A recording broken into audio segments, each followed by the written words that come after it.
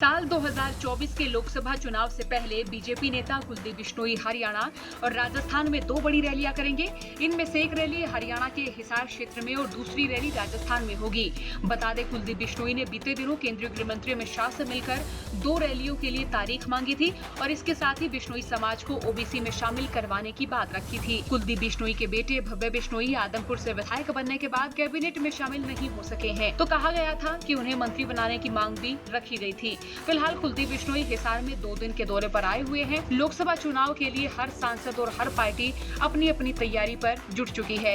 तो इसी बीच कुलदीप बिश्नोई ने अगला चुनाव हिसार लोकसभा क्षेत्र से लड़ने की इच्छा जाहिर की है।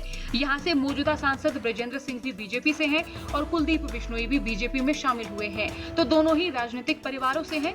अब लग रहा है कि यहाँ सांसद ब्रजेंद्र सिंह के सामने एक नई चुनौती खड़ी हो गई है।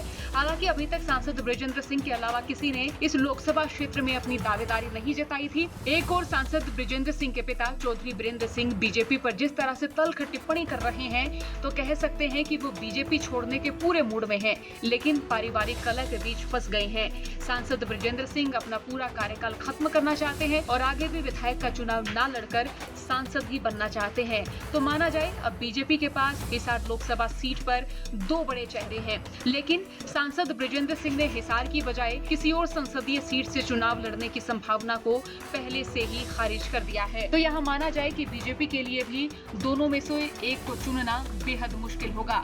बीरेंद्र चाहते हैं कि उनका बेटा राजनीति में किसी मुकाम पर हो, तो कुलदीप बिश्नोई चाहते हैं कि वे सत्ता में दमदार वापसी करें। और बीजेपी के लिए बीरेंद्र सिंह और कुलदीप बिश्नोई दोनों ही बेहद जरूरी हैं। बीरेंद्र सिंह का रहना बीजेपी के लिए इसलिए जरूरी है क्योंकि साल 2014 के बाद, यानी जब से बीरेंद्र सिंह बीजेपी में शामिल हुए हैं, तब से बीजेपी का एक अलग ही रुतबा देखने को मिला है। और कुलदीप बिश्नोई जब से बीजेपी में शामिल हुए, तब से आदमपुर क्षेत्र में यानी भजनलाल के गढ़ में बीजेपी को एक अलग ही मजबूती मिली है। तो अब बीजेपी कई सारे पेचों में फंसती हुई नजर आ रही है, लेकिन कह सकते हैं कि यहाँ बिश्नोई का अच्छा खासा रसूख है, अच्छा खासा जन समर्थन है। हालांकि राजस्थान से लोकसभा चुनाव लड़ने पर कुलदीप बिश्नोई कह चुके हैं कि वे राजस्थान में कोई संभावनाएं नहीं तलाश रहे हैं।